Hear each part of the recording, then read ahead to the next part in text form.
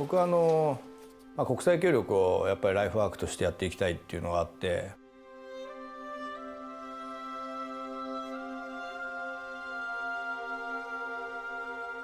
相当ひどかったんですよ、そのやってる医療のレベルが。途上国の人だからといってそんないい加減なことしていいわけないでしょ。ไปกวดน้ำสันหม้อเวียดนามเป็นกว่ายานเป็นมะเร็งเนาะแล้วตัวเองกลับไปฮอดบ้านแล้วก็ให้อยู่ให้แล้วว่าตัวเองสิตายแล้วがんの治療ないんだもんね、この国だとね。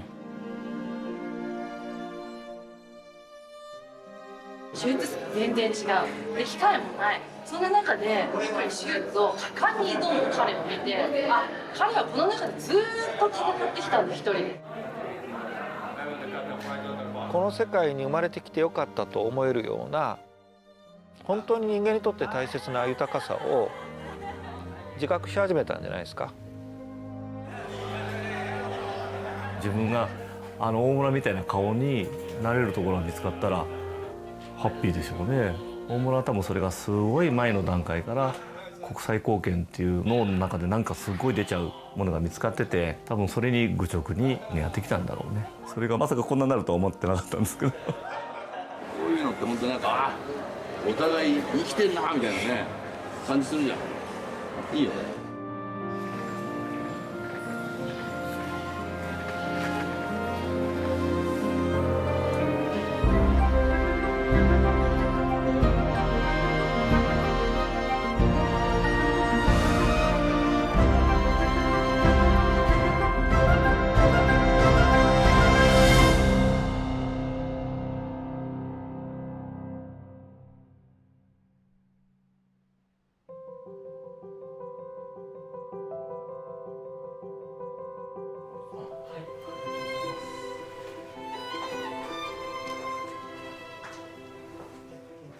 国際協力ってやっぱりいろんな人たちと出会えるんですよね。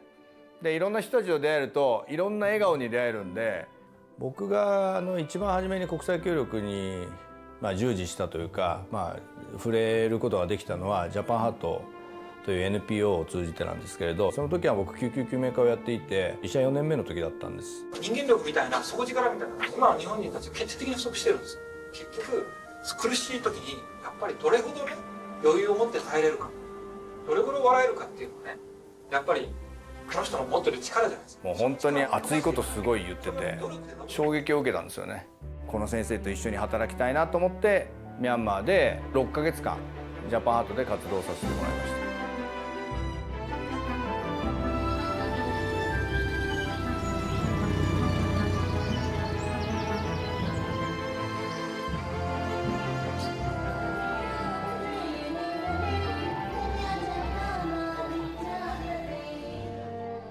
ジャパンハートの活動の始まりは2004年、今も活動しているミャンマーの中部のザガインのワッチェ慈善病院での活動からスタートしました。ジャパンハートは1995年に小児外科の吉岡秀人先生がミャンマーに行ったことがきっかけでできた団体です。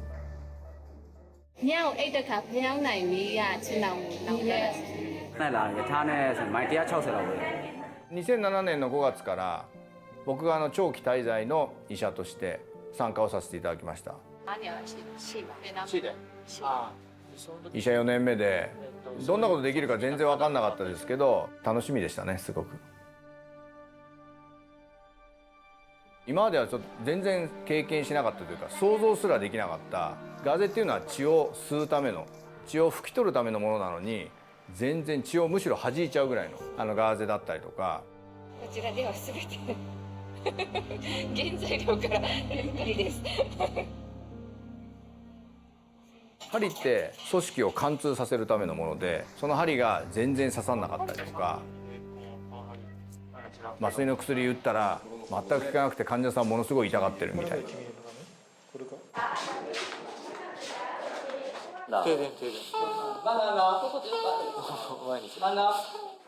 朝8時くらいから手術して夜中の2時ぐらいまでやってました。もう日本ではこんな労働ありえないですよ。だからこれは労働と言わない。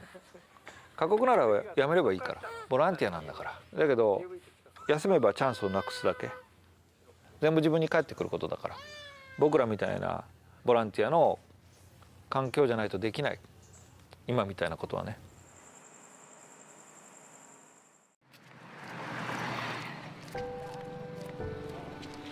毎朝5時半に起きて、まずはお寺に行って、お寺の周りをまず15分ほど掃除をして、その後15分ほど瞑想を行っています。お寺の境内の中にある家で共同生活するんですけど、食事もですね自分たちで、当番制で作り合ったりとかして、寝るのもですねそこで木の板にご座敷いて寝るみたいな感じでしたね。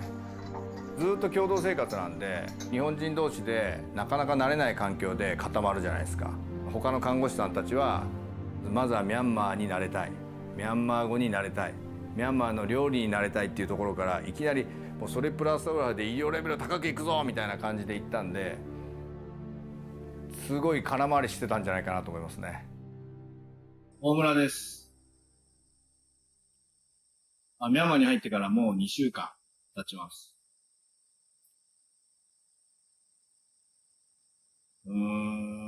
他の人たちと正直、今ちょっと孤立しつつありますが、そしてストレスもすごくあるけれど、その中で、4ヶ月という期間でどんな身をつけられるかどうか、ということを考えていきたいと思います。忍耐。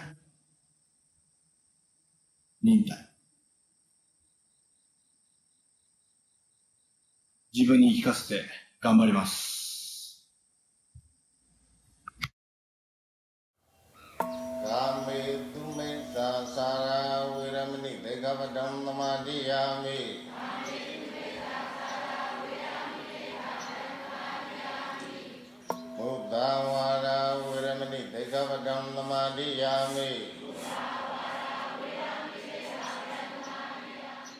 治療的な介入がされなくて、かなりひどくなったような状態の患者さんたちがたくさんいらっしゃいました。結構ミャンマーって昔の日本なんですよ。要は野口英世の世界で、いろりで火を、要は地面で薪で火を焚いて料理するっていうのがあるんですよ。そうすると手突っ込んでやけどするんですよ。でこの間18歳の女の子が来たんですよね。でその子は何かっていうと、3歳の時にやけどをしたと。やけどすると向こうの人たちくるむんですよね。要はそのやけどの後の治療とかもちゃんとした治療できないんですよ。でそうしたら何が起きたかっていうと、全部くっついちゃったんですよ。口が伸びちゃって、で手がくっついちゃって、こっちの左手は頬が手首にくっついちゃって、こんなになって18歳の女の子が来たんでね、くっついちゃうと、ミャンマーとか何かっていうと化け物なんですよ。だから家にずーっと隠されてて、本当昔の日本もそんな感じですよね。いや本当そうなんですよ。外出るとやっぱり化け物いるって言われちゃう生活ですよね。それが3歳から18歳までずっとあるんですよ。僕の外来に来たんですけど、お母さんの陰にこうやって隠れて、でもここの病院だったらなんかしてくれんじゃないかって言ってこうやって隠れながら来るんですよ。でどうしたのって言うじゃないですか。でもお母さんの顔にこうやって隠れてるんですよね。心の傷っていうのは結構やっぱり大きいみたいで、笑顔とかも全然なかったんですよね。でも毎日やっぱりそうやって話しかけたりとかすると、だんだん話してくれるようになって、今まで一緒に写真撮っても絶対撮んなかったんですよね。吉岡秀人先生っていうのはもう神様、サヤジーって言われてて、そもそも僕なんかが医者4年目で受け入れてもらえるのかも分かんなかったし、まずは僕という人間を知ってもらいたいなと思って、少なくとも現地の人たちと同じようなことをやるっていうことをまず心がけました。現地の人って雨降ったら雨のシャワーバーって脱いで、もうそれはやっぱりやらないわけないじゃないかって感じじゃないですか。チャンスあったらどんどんやっていこうと思って、僕が4年目で行くと誰も知らないじゃないですか。次来たやつがどんなやつだって分かんないじゃないですか、これ知ってもらわなきゃいけないと思ってギターを持って行って、僕全然ギター弾けないんですよ。行った時は乾杯あるじゃないですか、長渕さん。乾杯だけ弾けて行ったんですよ。たまたまその乾杯がミャンマー語であるんですよ。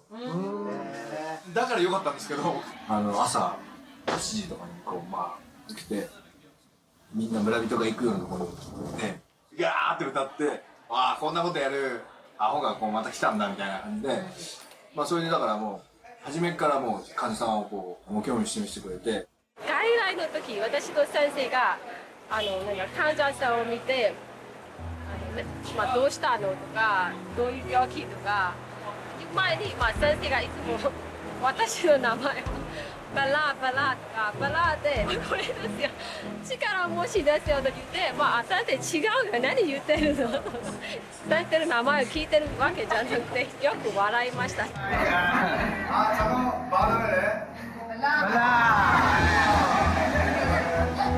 ミャンマーの看護師も日本語とか全然分かんなかったんですよ。おはようみたいなこと誰も言わないんですよ。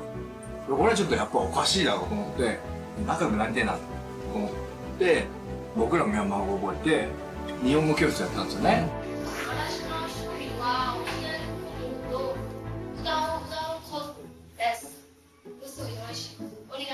みんなが日本語で「おはよう」とか「元気ですか?」とかそういうことは言えるようになったんですよね。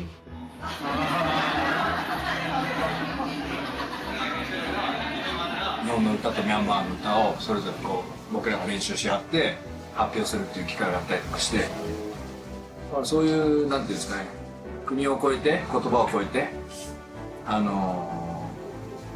やれたことっていうのは本当に自信になったというかすごい楽しかった。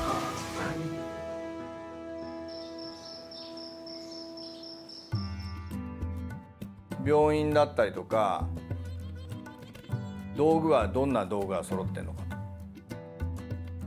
と病院はどういうふうに運営されてるのかとっていうことをひたすらいろいろな病院を回ってでそして人と人とのつながりも作っていくっていうことをやってました。例えばジャナクプールっていうカトマンドゥ首都からですね15時間ぐらいバスで揺られてティファっていう孤児を支援している団体があってですね第1期生のサンジャナっていう女の子が成長して助産師の資格を取ったんですね。なので彼女の教育をしたりとか山奥で健康診断やってみたりとか耳見て喉見てみたいな。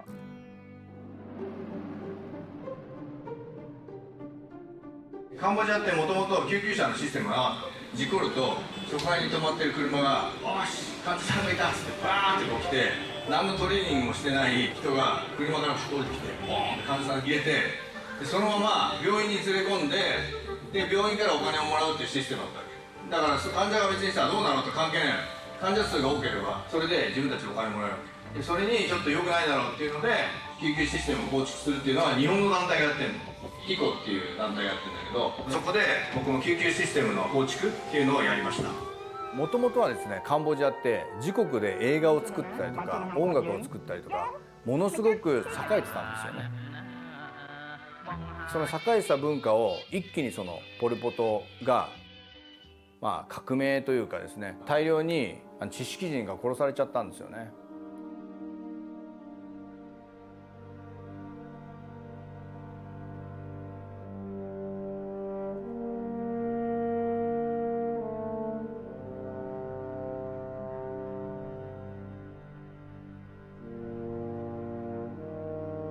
カンボジアでああやって教育者とか全部殺された歴史の中で起こってる問題っていうところを日記に見えて初めて分かったのででもねこれはねせっかくだからやっぱりどんどんみんなとシェアしていきたいと思うんですよね。髪短くてちょっといがぐり頭じゃないけど少しどちらかちょっと医者になるメンツのカテゴリーからちょっと外れた見た目なんでこいつどういうことをやってんだろうなみたいな。でその事前の情報だといろんな海外の方に NPO みたいな形で入ってたりとかすごい自慢する形でどんどん喋るのかなと思ったんですけど純粋にこんなことがあったこんなふうないいことをまた経験で得ることができたとか話し方が面白いんですよね。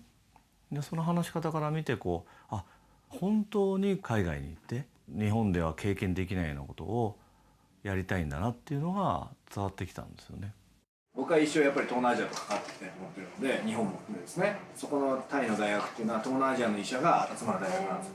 僕はやっぱり東南アジアでしかも現地の人たちをどうやってエンカレッジしていくかっていうこれはあなたたちの問題なんだと本当にあなたたちの今現地の問題は何なんだでそれで僕らがちょっとでもなんか手助けできること何なんだって言って一緒に考えてやっていくっていうのが面白いなと思うんですよね。だから東南アジアの人たちと知り合いたいなと思って僕はこれから6ヶ月間そのタイに行くんですよね。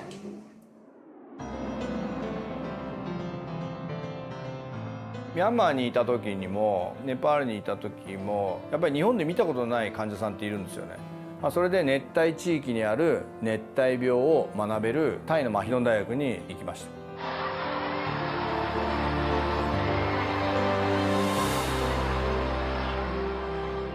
下痢を引き起こすような寄生虫とかね、あとマラリアとか HIV とかデング熱とか、そういうような熱帯学の基礎知識を勉強してましたね。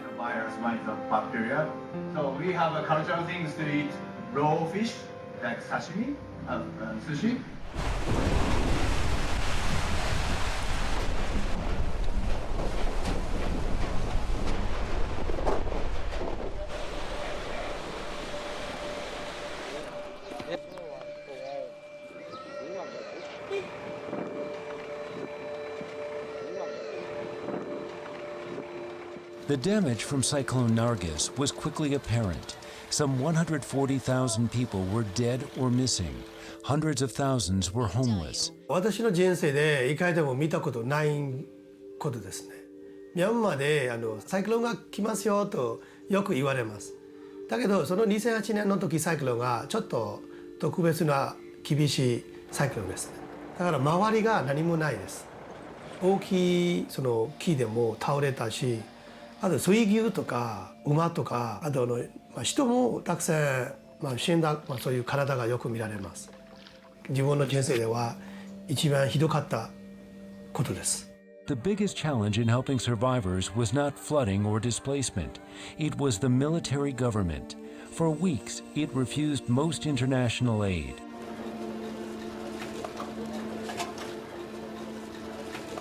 ミャンマーは自分の大切に思っている国の一つだったので、僕もなんかできることないかなっていうのでタイのミャンマー大使館も行ったりとかして、大使館行ってもね結構門前払いだったりとかすんげえ並んでたりとかして、で全然本当ビザも下りなくて早くミャンマーに行きたいなっていう、気持ちがすごくあったんですけど、なかなか前に進まないっていう状況でしたね。その時は日本語を勉強したばかりですから、どうやって生かすのかと思っている時、生かすこともできるし、困ったみんなたちも支援するというこの気持ちで一緒にやりました。自分できることをやりたい、そういうことでジャパンハットと一緒にボランティアしました。先生と出会いました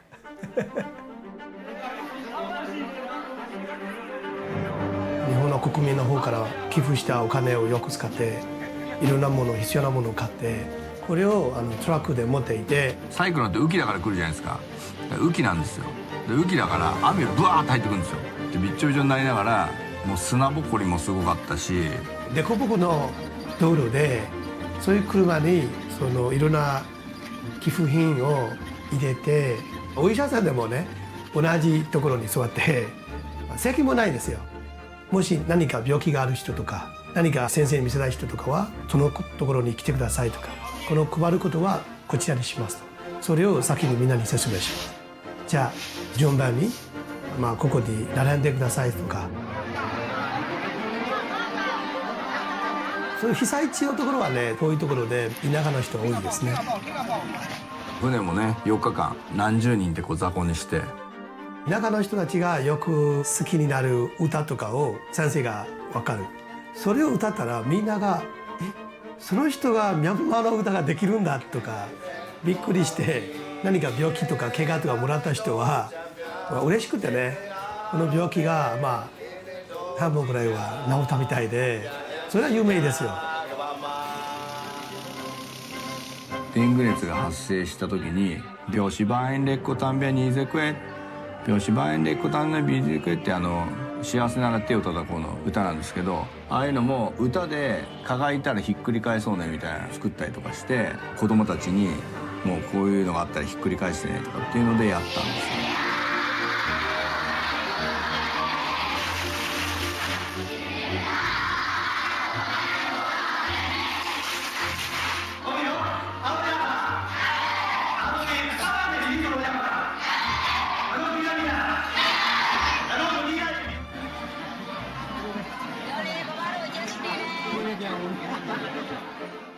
ミャンマーの人たちで困ってる人を助けるっていうことが自然にできるんですよね。折半員、構成員、マトゥザ、事務所からかなり離れてる人たちもいるんですけど、その彼らもですね、朝早く本当に起きてトラックでこれから6時間行くのに乗り合いバスで揺られて、来てくれたりとか、僕らのためにおにぎりを作ってくれたりとか、もう文句一つ言わないでというか、もっとやるよ、もっとやるよ、自分たちの国のことなんだからもっとやらせてって、本当に献身的に協力してくれたなと思います。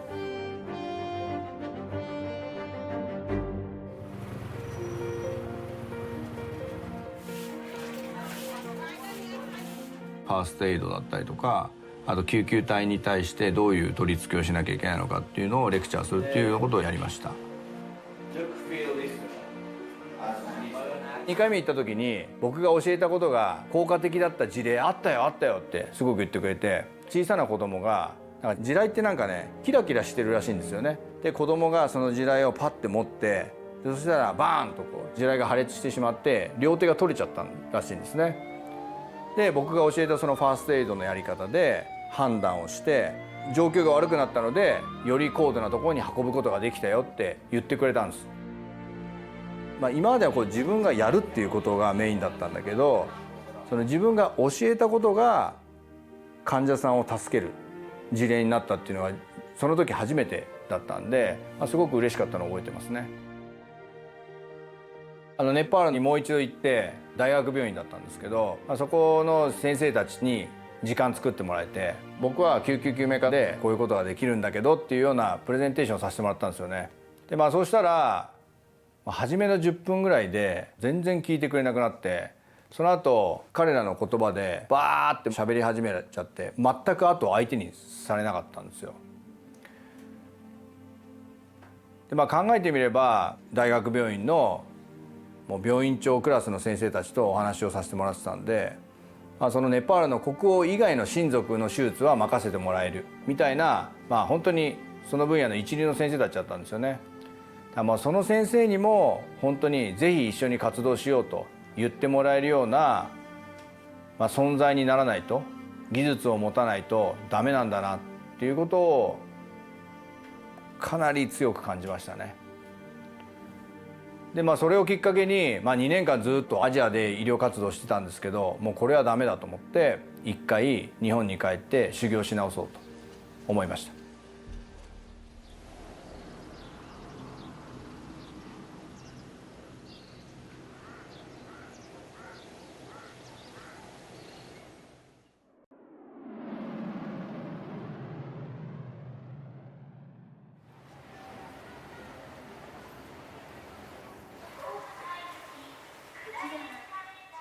自分は国際貢献をしたいって言ってはっきり言ったんですよね。でそれをやらせてくれるんだったら僕は頑張りたいという話をしてて、それはもう全然うちに入ってくれれば、できるよと。僕たち花の専門なんで、花に関してはもう世界に負けないようなすごい技術、あとはその知識を持ってると。で半分本当にできるんですけど、半分多分うちの大学に入ったらもうすごいやっぱり忙しいんで、もうそんなこと言ってたのを忘れて普通に仕事をしてくれるだろうと思って誘ったんですよね。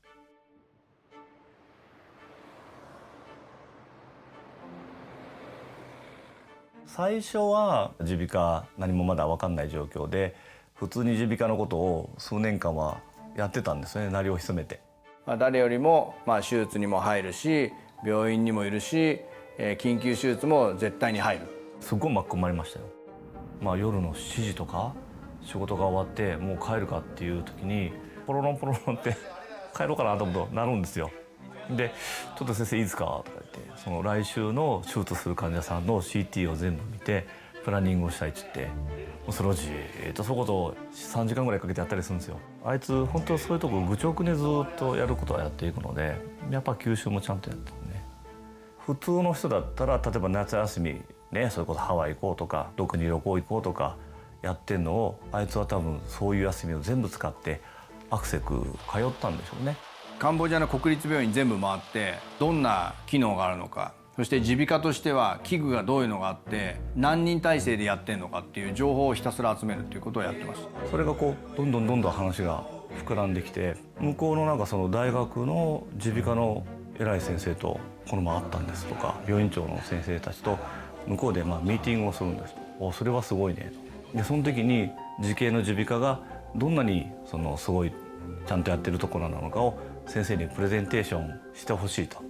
ちょっと待てよとおいおいちょっと待てよとそれどうやってやるのみたいな。今みたいにズームで回線がどこの国でもパッとつながるよっていうような状況ではなくて、その当時は携帯電話でテザリングして病院長待たせちゃいけないけどこっちのテザリングもうまくいかないし、ひたすらなんかこう慌ててる感じでわーってどうしようどうしようってやってたんですよね。そういうところが最初のスタートなんですね。In Cambodia, there are a lot of patients that had problem with nose throat, and there's not a lot the ENT doctor. So I decided to use the ENT doctor to help my people, to help my Cambodian people. เพราะว่าพยาธิเนื้องอกในดังอยู่ลาวเขานะหลายที่สุดและส่วนหลายเขาผ่าตัดใส่ยามุนตัดออกก็2-3 ปีได้มาตลอดคนเจ็บมันก็อังขึ้นตลอดปีกายเป็นโปรดิสในผงดังหรือว่ามีซีนโปงในผงดังแล้วจะบ่ครับกินในถือเย็นบ่ได้นะ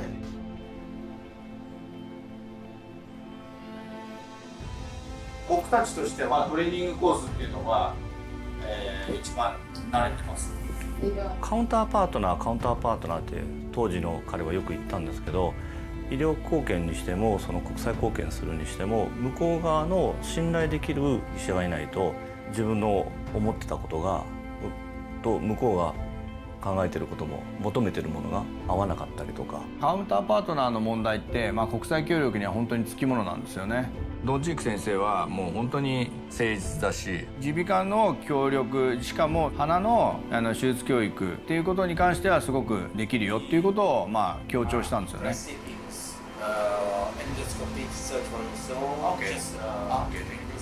The more another doctor come here, the experience autology, except Dr. Omura. 夏休み使って毎年行って、お前もうちょっとそろそろいいよ、こんなもうリサーチいいから早く来なよと、いやもういいよやっていいよって言ってくれたんですよね。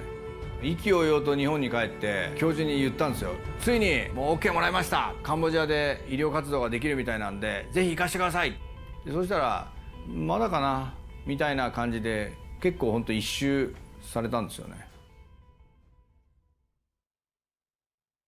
大村っていうのはこうその流れがなんかあるんです。こう見えない、ふと気づくと後でこういうところってなんかそういう流れだったんだよねっていうのがあるんですけど、ちょっとうまくいかないからっつってね、もうパッと切り替わってやめるとかじゃなくて、そこは一瞬ちょっと引いて、でもまた結局また戻っていくじゃないけど、こう動いてるんで、また結局愚直にずっと行くんですよね、あいつ。昔もうミャンマーで一緒に活動していた松尾純子さんという看護師さん、これはラオスで JICA のシニアボランティアとして活動してた時に連絡をもらって、日本政府に内視鏡を寄付してもらえるような、申請を一緒にさせてもらいました。でそれでじゃあ実際ちょっと見に行かせてよっていうので見に行かせてもらった。ラオスは学会制度がないんで、マホソット病院の耳鼻科部長が実質的なラオスの耳鼻科界のトップなんで、その人の下で研修をして、で自分たちの場所の耳鼻科のエリアに戻っていくっていう感じのシステムを取ってるんですよね。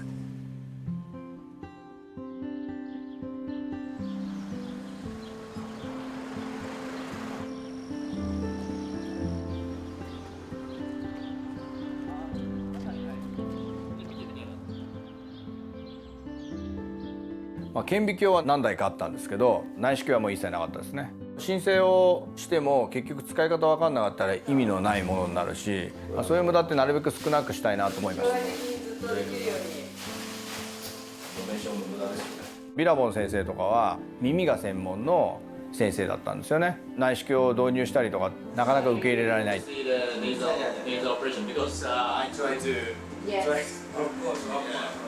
We use a microscope. We didn't have Anderson microscope. Yeah, but 鼻って直線以外に横に広がるんで、その直線のことは顕微鏡で全部できるんですけど、この脇のところとか上のところっていうのは直線じゃ見えないんですよ。目と目の間に鼻があって、でそこの、メインのところは歯骨道、ほっぺたのところは上顎道、このおでこのところは前頭道、脳みそが近いんです。であと鼻の一番奥のところは長頸骨道、目の神経が近いんです。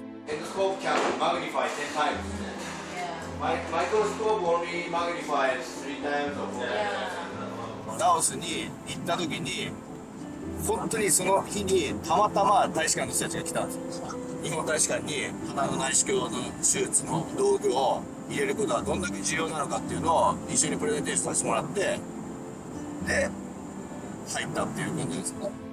มันเป็นอันนี้มันเป็นครั้งแรกของบ้านเราที่ว่ามีเครื่องอันโดสโคปีเนาะจะได้รับการช่วยเหลือจากประเทศญี่ปุ่นเพิ่นมันเป็นครั้งแรกของหูดังคอประเทศลาวเรา行き先からはいいよ来てって言ってもらえてるのに、日本側としてはまだちょっとまだだなって言われてる状況があって、じゃあまずは相手のことを知ってもらおうと、思ったんです。でそれでそのカンボジアのカウンターパートにあるドンチーク先生を僕のポケットマネーで慈恵とコリア韓国の先生たちの鼻の手術コースに初めて他の国のアジアの先生をお呼びするという形でお呼びしました。I participate with GK ESS conference. I think it's a good opportunity for me to gain skills and knowledge on the ESS, and also I spread information to our Cambodian doctor, and then they really interested in the session. ドンチーク先生すごく真面目で勤勉な方で、しかもその几帳面な方なんで、あとはカンボジアの状況っていうのをみんなの前で説明してもらったんですよね。でそしたらこういう人のためだったらぜひ行ってあげなさいよっていうような、流れになったんですね。よっしゃーっていう感じでカンボジアにみんなで行かしてもらうっていう形ですね。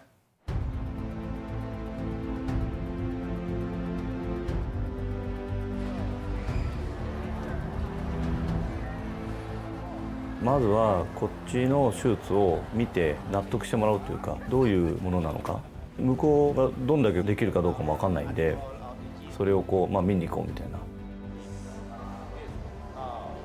本当にみんなが疑いの目で私たちを見てきて、お前らここでやるのかみたいな、話もあんまり聞いてもらえない状況で、一つ一つの手技を参加型じゃなくて本当に外から見てる感じで見られてて。Endoscopic sinus surgery is no teacher in our country. 内視鏡じゃない全然違うやり方ですよね。僕たちからするとね、半世代前じゃないけど全然違う。だから内視鏡を見ててもこれ何なのみたいな話になっちゃうし、手術している患者さんも日本人とは全然違うんですね。日本だったらある程度炎症を抑えて手術になるんですね。それが向こうに行くと、もうちょっとでも触ったらもう血がボワーって出てくるんですよ。それを僕たちは全然分かんなくて、最初なんでこんなに血が出るんだと。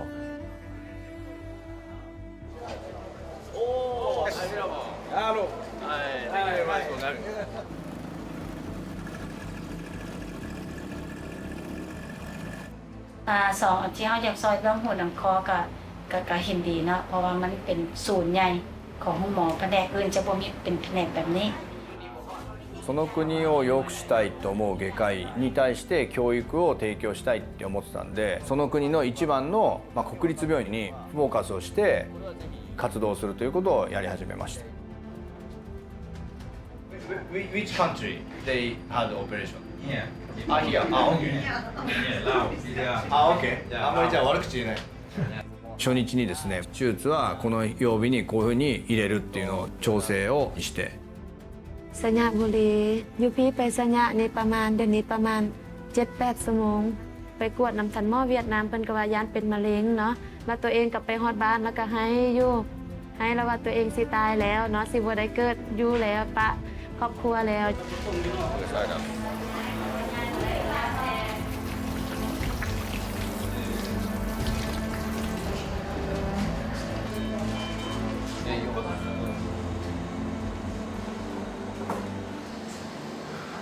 あにゃにゃ。じゃあお願いします。ちょっと通訳してね。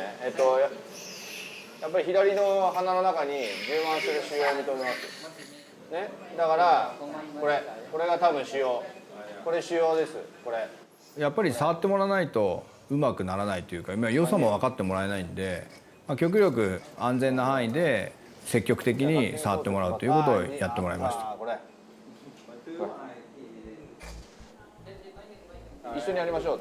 ข้าพเจ้าถนัดทางด้านมือขวามาใส่มือซ้ายมันก็จะเวี่ยไปทางไม้และจะโฟกัสของมันจะบ่ถึกเนาะอันนี้มันเป็นการยุ่งยาก Don't break the bone. That one. Don't break. No.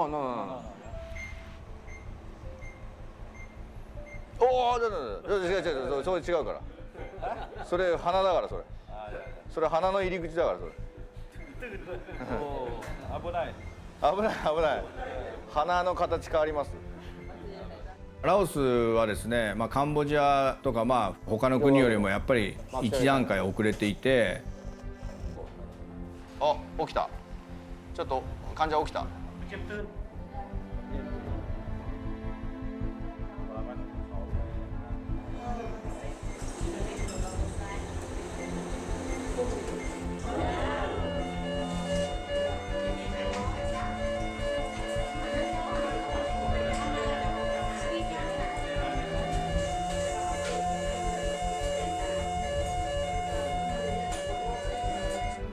ได้แล้ววันแหละ OK、カブちゃん。OK。これでちょっと待ってましょう。ミャンマーだね。だけどミャンマーと違うことはライトがなかったら 100% できない。飛び込みで見てくれとか、あとスタッフの家族を紹介してくれたりとか、そういうのがどうしてもあるので、なかなかこう予定通りにはいかないですよね。これカルチの匂いだな。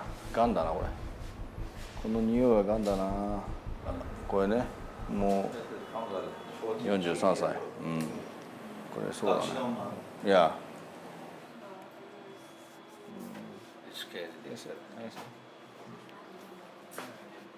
もうがんだと思うけど、とりあえずそうだね。それでいいと思うよ。がんの治療ないんだもんね。この国だとね。ケモセラピーや防眠症。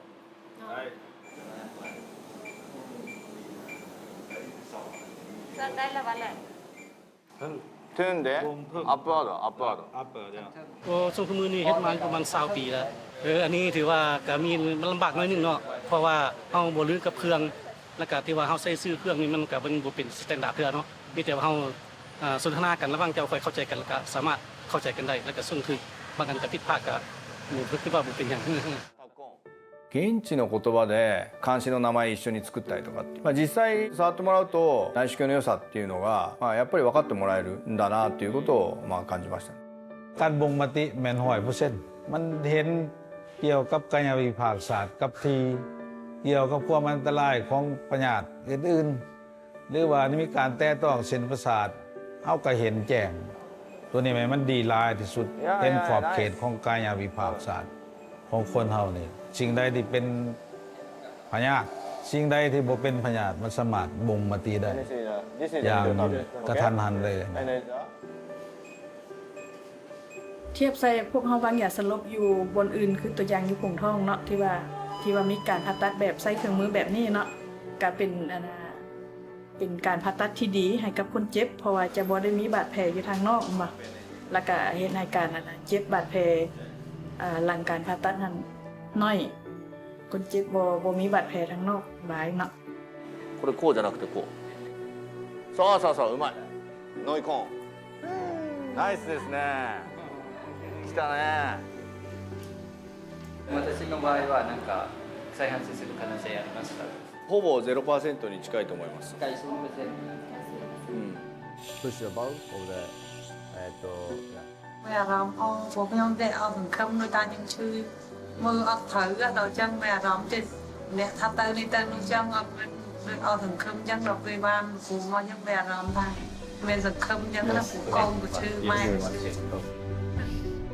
もう行った時と最後の頃はもう全然こう緊密さも違うしリスペクトの度合いも全然違います今まで一番初めはこうやって自分でやってたんですけど、今はもうやる前に全部やってくれてるんです。こうやって機械出しやってくれるんです。大村が目指してるところはそこだと思うんですけど、俺たちが来てやったんだぞじゃなくて、向こうからまた来てくれと、で一緒にやっていこうよみたいな対等な立場でずっとやっていきたいんでしょうね。飲み会にしても何にしてもどっかいいとこ連れてけみたいな話にもならず、ずっとやっててね、3日目4日目とかってなってくるともうすごいこう緊密度がやっぱ全然違って、面白いですよね。こう数日ですよ、だって全然知らない外人さんですよ。それがこうちょっと一緒に手術して、でちょっと夜一緒にね騒いだりして、でまた翌日「へい」とか言いながらちょっとやって、でも帰る時に全員その向こうの先生たちが「俺たち空港まで送りに行きたい」って言って全員来てくれたんですよ。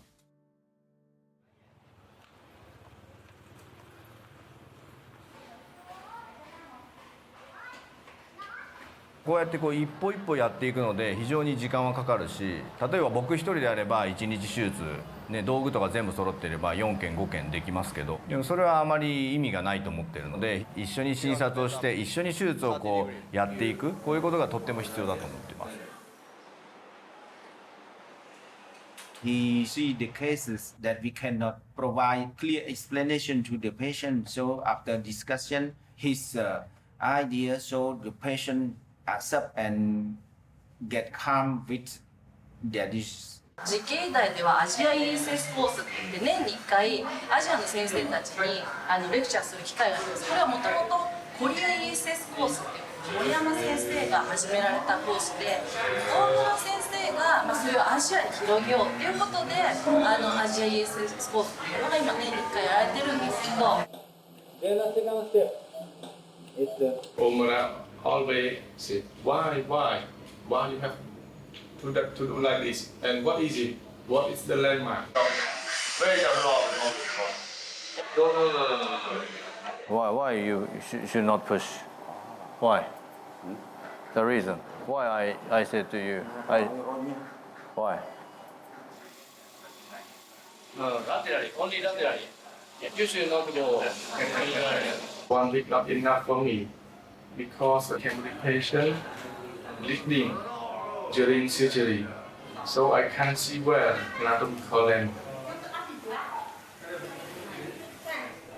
鼻って目も頭も近いんで相当熟達しないと合併症を起こす可能性がありますから、例えば私が半年ついても一人で手術できるかっていうとそういう手術じゃないんですぐにはできないとは思うんですけども、目が見えなくなっちゃったりとか、本当に命に関わるような合併症を起こしちゃうことがあるから。Behind the bony wall, there is an internal carotid artery. If you injure during the operation, the patient will die. If you will have that kind of complication just one time, then no one comes to your clinic. Yeah, and also, yeah, you're feeling to that patient. You're feeling always, Yes. yeah, not clear. Maybe until you die. Bad fear. Yeah. Every complication calculate on your shoulder. For me too. If you have bad things, then one bad things on my shoulder. Yeah. So surgeon is like this. Maybe you're lucky. Yes. Thank you very much for your time.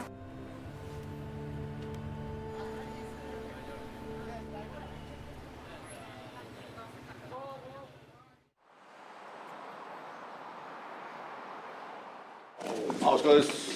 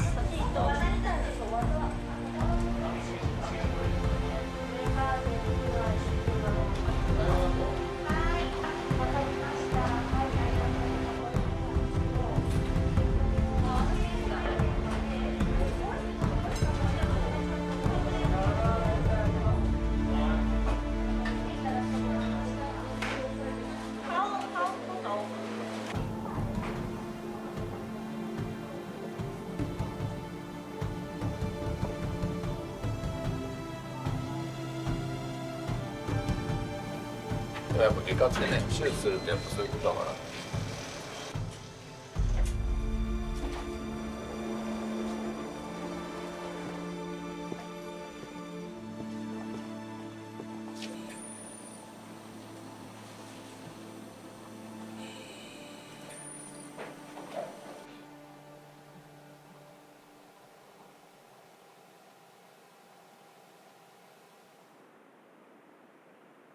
いやちょっとでも帰って。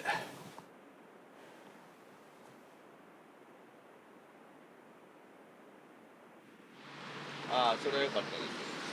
まあ体がちゃんとある程度万全な状況になった上で、残ってる腫瘍のところをどうするかっていうのはちょっと話しないといけないかなとは思うんですよ。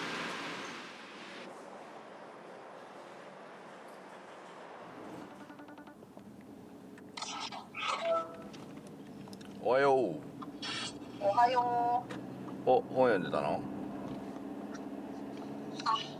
本読んでたんだけど、なかなか実家に帰って読めるかなと思ったら、実家に帰ってもなかなか読めなくてあっちで泣かれて、こっちで泣かれて、こっちで泣かれて、こっちで泣かれて、こっちで喧嘩して。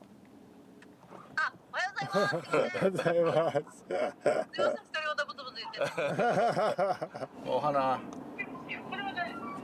花、昨日14歳のさ、お兄さんの手術やってたんだけどさ、体のさ血がさ 1.5 人分ぐらい出ちゃってさ、大変だったよな。何がいい？ミニオンズでいい？すごい飽きたみたい。おいおいおいおいおい、じゃあ花何にする？じゃあ隅っこ暮らし。隅っこ暮らしか。レベル高えな。ね、じゃあとりあえず今日はミニオンズでいいかな。やだ。じゃあちょっと考えるわ。じゃあ花また会えるの楽しみにしてるよ。じゃあね。エミもね。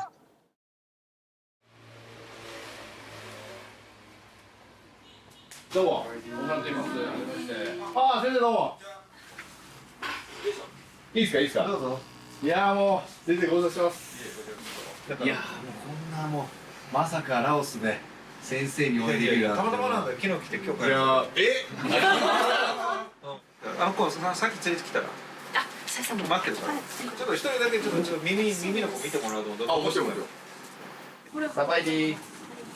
ああ上手だね。あ、それがさっきいただこうか。そう。ストレート使ってるからちょっと取ってる。あ、そうです。サバイディ。はい、こんにちは。はい、サバイディ。はい、ありがとう。あ、でも綺麗ですね。綺麗なの。ああ、綺麗になったんですね。そう、溶けとるやろ。ああ、でもこれもう上皮化してるから、そう。全然問題ないですね。ああ、もう結構でも長い期間、長いですね。ボペナだよ。ボペナが、はい、頑張りました。はい。僕も一番初めに吉岡先生の講演聞いて、自分みたいに10年に1人、20年に1人現地に滞在して医療をやってる人間っていうのは、まあ20年後出るかもしれないけど、そんなのを待ってちゃダメなんだっていう、まあお話されてて、やっぱりシステムを作ってみんなが行けるようにしなきゃいけないんだっていう話を聞いて、確かにそうだな、システム作りだったら僕もぜひやってみたいなと思って、ミャンマー手紙書いて縁があったらみたいな話でミャンマーに行かしてもらって、今ちょうど10年経って、で今僕は別の自分の形で専門的なところで思いっきり専門的なところが入っていくっていう感じでやってるんですけど、副鼻腔炎とあとまあ頭蓋底を僕今メインにやってるんですけど、その脳腫瘍のこう鼻から脳みそまで見ながら撮るみたいなのがあるんですよ。なんかほんと十何時間で僕も絶対無理。僕はウルトラマンと一緒ぐらいの時間しかできないから。いやもうそうなんですよ。でも合ってるよね先生。ようやく8時間目ぐらいでよしこれから行くぞ。うわこれ超いい手術だなと思いながら僕はずっとすげえこれみたいなのでやってるんで、全然超一流と一流の違いっていうのがあるんだよ。一流の人と超一流の人の分ける最大のポイントは究極の自分の型を見つけられたか、それとも見つけられなかったか。僕はさっき小村君に言ったみたいに長い手術は得意じゃないで、体力もいるからね。で大村君は長い手術ができる、集中力あるし気が長いから。僕は気が短いし。真逆なの？真逆なんだよ。だから僕はね、長い手術したら多分途中でね、リズム狂い始める。それと全然リズムが違うんだよね。全然リズムが違うの。で、面白いのは大抵ね、ミスが少ないってことはリズムに近いところでやってて。で、これはやり込んでいけば入っていくんだけど、人はね、いろんなことに惑わされるんだよ。だから、上手い人の手術見たらその人のリズムをやりたくなってみたりとか、その人のようにやりたくなってみたりするでしょ。まあいいんだよ。だけどやっぱり自分のリズムを究極にたどり着けるかどうか、それは何が自分がね、今までどんなリズムで生きてきたかとか、何が得意だったかとか、何が好きだったかとかっていうのは自分の人生を振り返るしかないんだよ。それは他人には分からないから、だから人生のあらゆることはほぼ内観作業だから、自分との対話で常にね、それができればね、まあなんとかなると思う。自分のたどり着いていく。次ミャンマーの耳鼻科の先生たちとうまく何かできればいいかなと思ってたんですけど、一人で入って向こうの人たちの中にこうやりたいっていうのがいいなって。やればいい。いや、それはもうやり方は自由だから僕らを利用してもいいしね、うまくそのネットワークで利用して作り上げていけばいいんだね。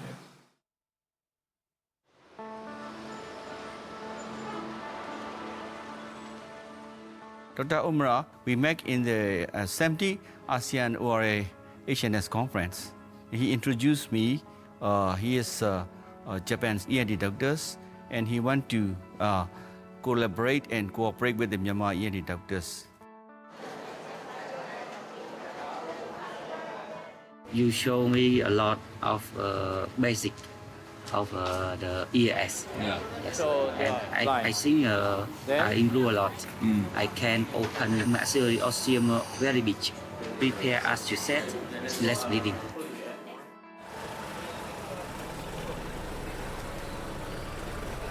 毎年、新しい建物も道路もこうどんどん発展してきてるなというのは感じます。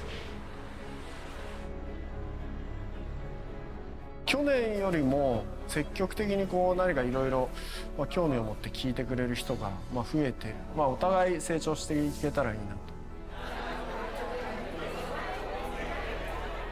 Then that flap to resect all of the nasal tumor. And this is my original Takumi procedure and Dharma procedure is the original procedure. I saw your presentation. It's interesting to me. You are very lucky because you are in developed country.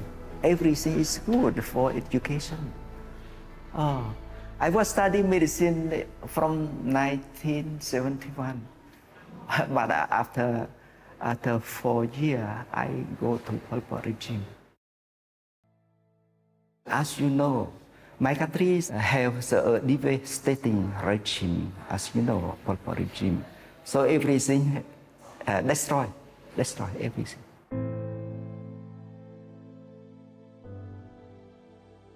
My old professor was died already in the Pol Pot regime. The ENT doctor, no. After the Pol Pot regime.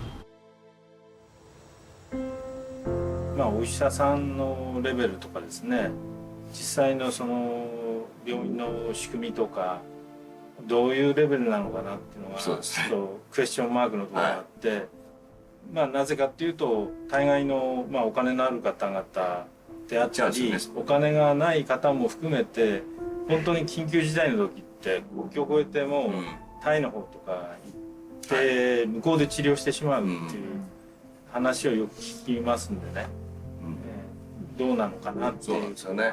自国の人を自分たちの国の医者が見るっていうその誇りじゃないですけど、うちらに任せろっていうふうに言えるようなレベルに、そういう地道な努力しててもドーンと病院がやっぱり入ってきたりとかね。そうですね。あとベトナムからもこうタイからもドーンとこう、儲かるところに企業さんやってきて、ビジネスとしてもどんどんやってしまうんで。だから人もあと引っこ抜いていってしまいますから、難しい面そうですよね。やっぱりその現地に行くだけだとどうしてもそのラーニングカーブどうしても遅くなっちゃうので、ちゃんと呼ぶことができる、日本に来てもらって集中的にそこで勉強してもらうっていうタイミングを、やっぱりつけていくっていうのがとっても今後必要だと思ってます。I can get grant for Laotian doctor. So I will invite Sudapong to my hospital, and we share medical skills with her for 6 months.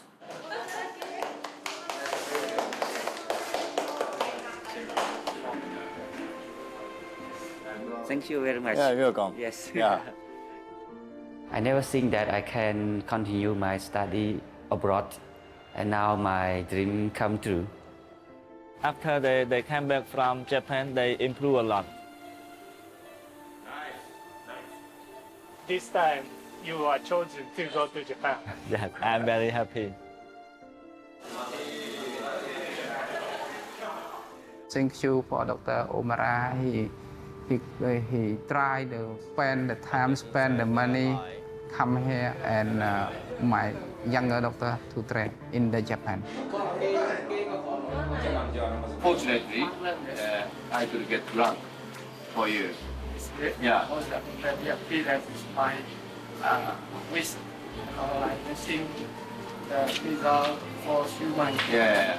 My parents at home, he wish, and he wish you tell me you have to try hard more and more for get the grant. I just get the visa today. After I call to my family, my father especially feel happy and tell me, you are the lucky son in my family. Rarely for get this grant to study abroad. It's very hard. I went.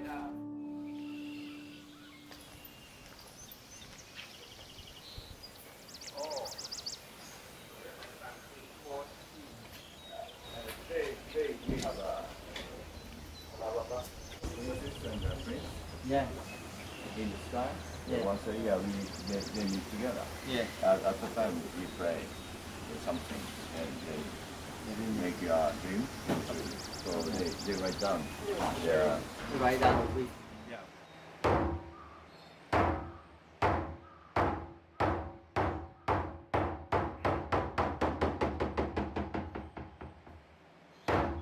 せっかく日本に来てもらってるんで、日本の文化的なこと、僕の家族とももちろん僕の家に招待して一緒にご飯食べたりっていうことももちろんそうだし、毎回必ずやらせてもらってることとしては、その神社に一緒にお参りに行って、でそれぞれの国の医療が一緒に発展していきますようにっていうことをですね、祈願するというようなことをやってます。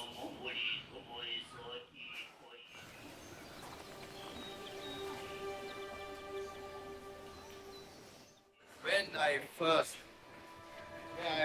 start with 31.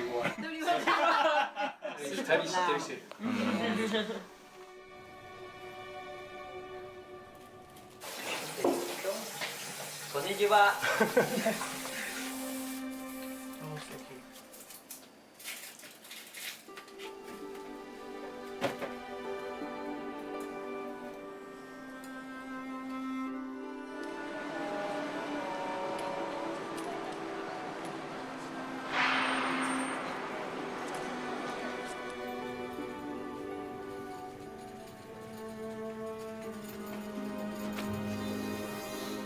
I saw many cases of ESS many times from Monday to Friday. And during 3 months, I can see maybe around more than 50 or 60 cases of ESS. I close my eye, I can dream of the anatomical view in the monitor endoscopic and even in CT scan. And during the operation, they explain me step by step, and I always ask them, what is it? How? They are happy to tell me.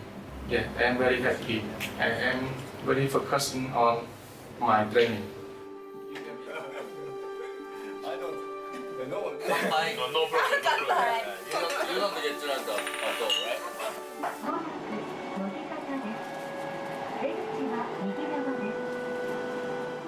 I'm lucky for traveling to Hokkaido, and first time I see the snow because in Cambodia no snow. Yeah, Dr. Takabashi take care me very much. Yeah. And then I want to test how the snow test. Yeah.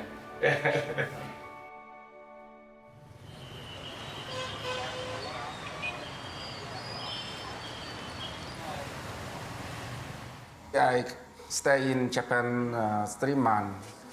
After 8 months, I will better than before.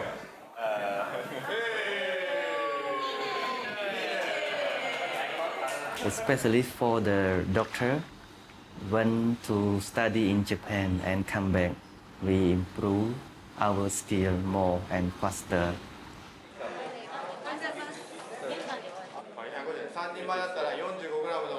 日本とは全く違って病院の外に面しているところから病室に入ったり、僕たちが住んでる日本は本当に恵まれているなと思ってます。この部屋では空気が柔らかくて、みんな笑ったりしながら手術してて、研修の人ができるようになっているのを見て、すごい感動しました。俺らはあなたたちよりもっと感動してるけどねでもすごいね幸せなことだよね。何が幸せってやっぱ自分がやったらさ、自分がやったことがさでさ、人がなんか笑顔になったりとか人生がさ、ね、豊かになったりとか、こんな幸せなことないじゃん。でね、まあでもそのためには自分を高めるために努力しなきゃいけないんだけど、こういうのって本当なんかお互い生きてんなみたいなね感じするじゃん。いいよね。まあ日本と比べれば貧しい人たちが一生懸命いろいろ暮らしてるのを見てですね、やっぱり自分もこれをきっかけに何かしたいなと、このまま惰性で人生を終わるよりは、まあ何かもうちょっと世のためになるようなことをしたいなと。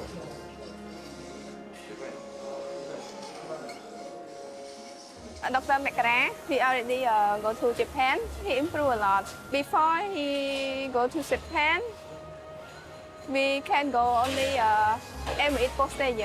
But after that, when he come back to Japan, he can do a lot. He can go to Frontal, Hanoi. I am happy to share my experience in Japan to my resident, junior resident, yeah. And I always teach them, yeah. 5 or 6 cases already after I come back by myself.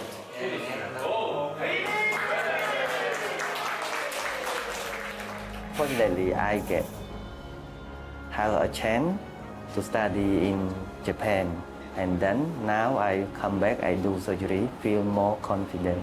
すごいな。結構上手だよね。いいね。結構上手だよね。いいね。ありがとう。みんな結構やばいでしょ。うまいっすよ。ね、そうそう日本人がビビってたからね。全然私よりうまい。Okay? Okay? We can do the same in Cambodia. I can do it. Yes. また1年のご褒美が終わったんで、また1年頑張んないと。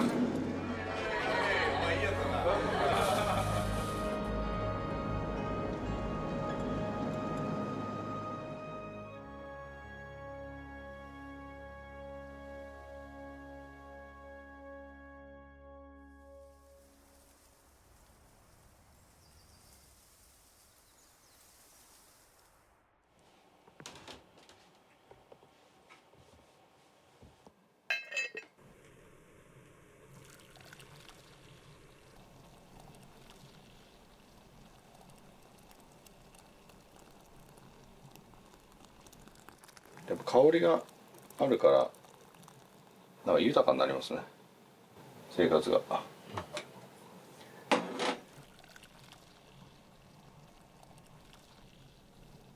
カンボジアとかミャンマーとか海外から来た人たちにこのぐらい大体自分の給料のこのぐらいを使おうとか、まあなんていうんですかね、まあ、人のために使っていく、みんなのために使うお金っていうのもありますけど、まあ、それで自分の人生相当豊かになってるから、いいなと思うんですよね。あんないいっすよね、みんなの顔見れて。カンボジアのあの顔だって。じゃーん。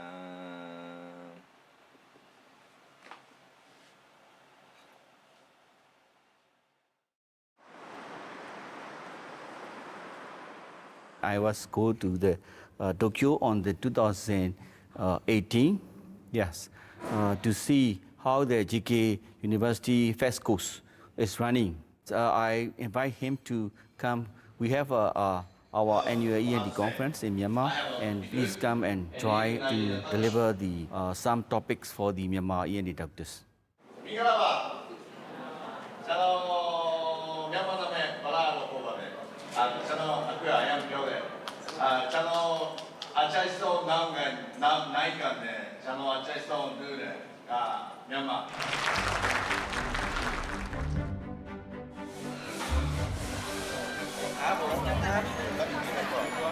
ミャンマーはもう12年前に本当にお世話になった場所なんでちゃんと恩返しをしていきたいな。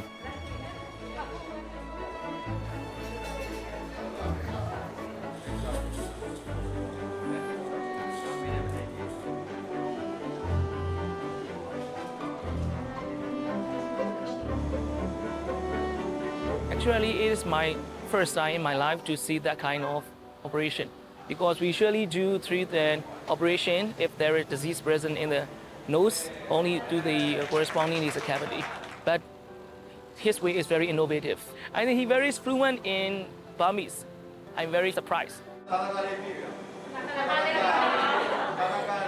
I think it is not being medical perfection and his inner force, like human. And he showed his kind of respect and his kind of humanness to other Myanmar people who has suffered from some natural disasters. He went to the disaster region in our Nagis in 2008. It's very kind of respectful. Even we all couldn't do it.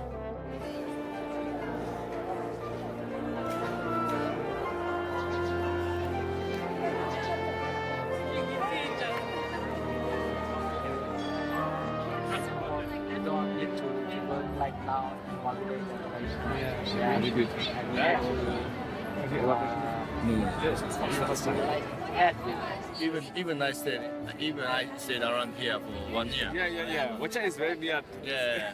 So I never did sightseeing. Yeah. I just focusing on the medical volunteer. Yeah. Your presentation is very exciting, very beautiful. Oh, thank you very much. You speak our own language and your style of my traditional is very exciting. Oh, thank you very much.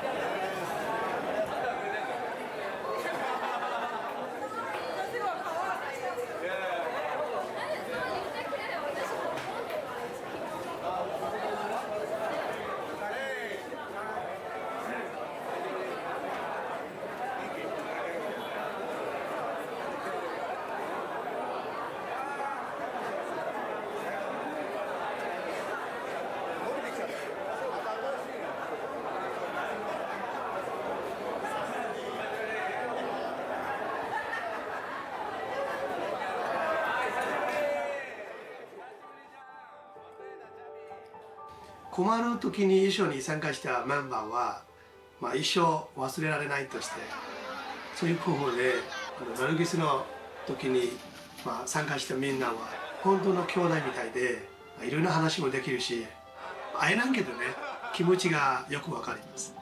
昨日も先生のおかげでみんなが集まれてよく食事もできてよかったです。先生が日本人だけど私ミャンマー人だけどそういうこと関係なくてなんか世界人としてちょっと場所が遠くてもなんか心がつながるみたいでそういう絆が全然終わらない。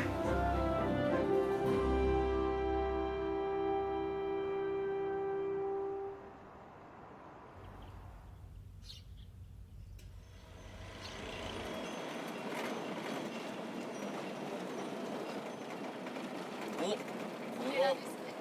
しかしてうわー懐かしい。やばいなこれ。これはほんと12年ぶりですよね。これはもう変わってないですね。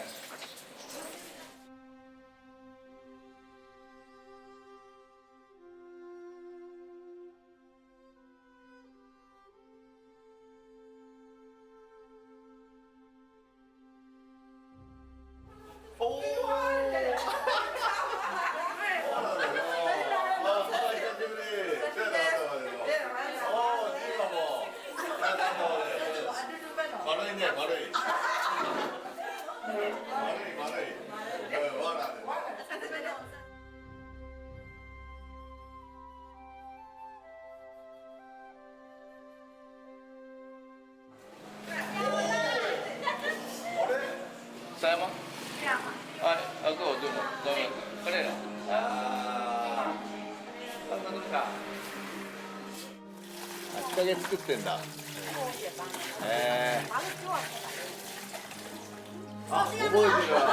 絵柄。これやんないか。じゃあ、バネ屋にまで。バネ屋に。田村先生、はじめまして。美師の。どうもどうも。はじめましてでは実はないんです。ごめんね、ちょっと外来中。あ、いえいえ、すみません。うるさくしちゃって。何年前か、僕がランプの4年生か5年生ぐらいの時に先生が一度チファイダイのトゥクトゥクっていう勉強会を怒られてミャンマーで活動してます。で、ジャパンハート知って、心の中でジャパンハートっていうのが残っていると思う。一応研修後にそういったジャパンハート。すごいね。先生はじめに。いやありがたい話でね、嬉しい話で。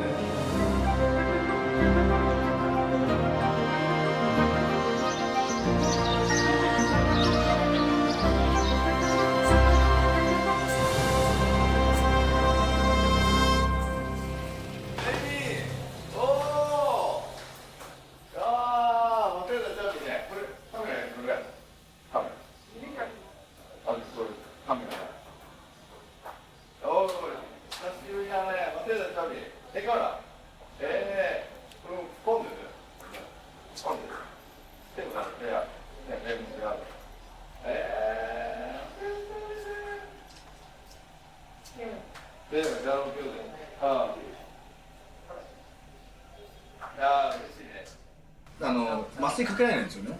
全身麻酔を。全身麻酔かけるのってこう首をね後屈しないとチューブが入らないんですよ。局所麻酔でやらなきゃいけないんですよ。だけどもうその子は「先生ありがとう、看護師さんありがとう」ってブワーッとした意識の中でずーっとお礼言ってて、手が離れて顔も戻ったらこの子買い物に行けるようになるんですよ。外で出れるようになるんですよね。でもしかしたら仕事もできるかもしれない。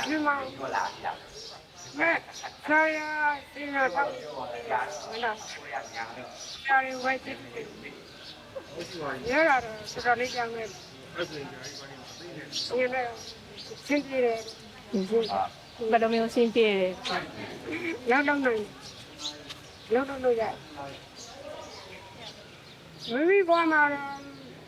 မိသားစုဖေးမိရဲ့မိသားစုရဲ့မိဖတ်တဲ့ကြည့်တာပြီးတဲ့ကျေးဇူးချမ်းချစ်ကတော့ငြင်းတာလိုပဲချက်တော့ဘာကြတော့လဲကြည့်တာပါလေအကုန်လုံးမိသားစုရေးစုနဲ့တူတာဘိုးချစ်တာအော်တွေ့ဖြစ်ပြီးမှာပေါ့အဲ့လိုအော်ငြင်းရမယ်ချစ်တယ်အဲ့ဒါအော်ဒါလည်းတူလို့ဆရာမတွေもうကျွန်တော်တွေ့တယ်ကလွန်ခဲ့တဲ့စဉ်းစားနည်းနဲ့စဉ်းစားနည်းနောက်မှာလွန်ခဲ့တဲ့စဉ်းစားနည်းကျွန်တော်ပထမဆုံးတွေ့တယ်အခုကလမ်းဆောင်နေရတယ်အလိုလိုရတယ်အကုန်လုံးရတယ်တဲ့မင်းကもကောင်းတယ်ねကျွန်တော်အရင်ပြောတယ်ကျေးဇူးပဲနော်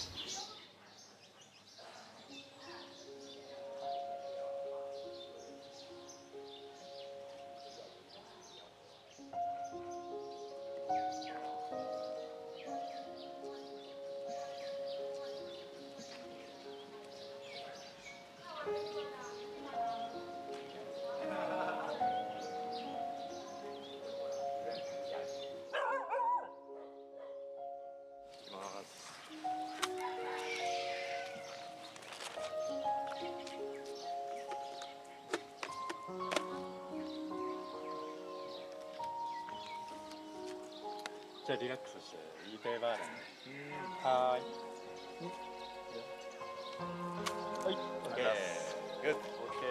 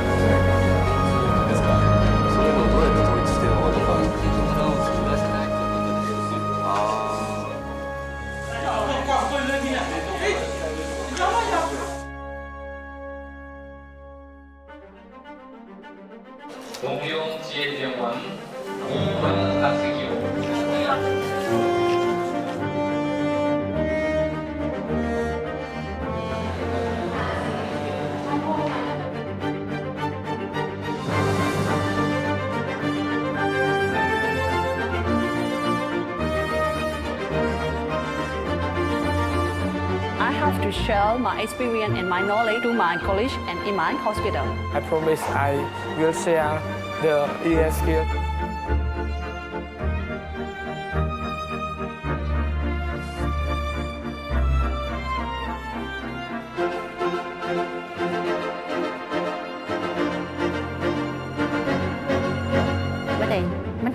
Anh ấyเป็นครั้งแรกของ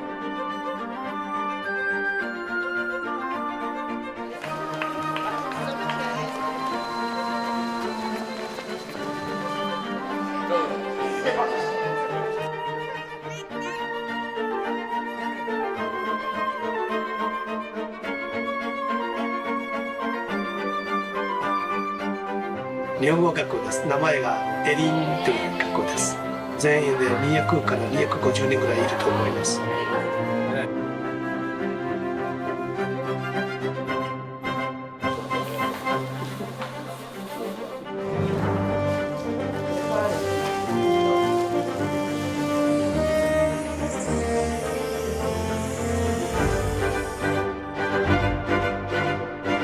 幼稚園の時は一人でポツンと遊ぶことが多くて、毎日私はお友達を募って8人ぐらい連れて自分の家に連れて帰って、医者のいないところでねやってっていうのはね気持ちはあったけど、それ結局彼が具体化しちゃったわけだから。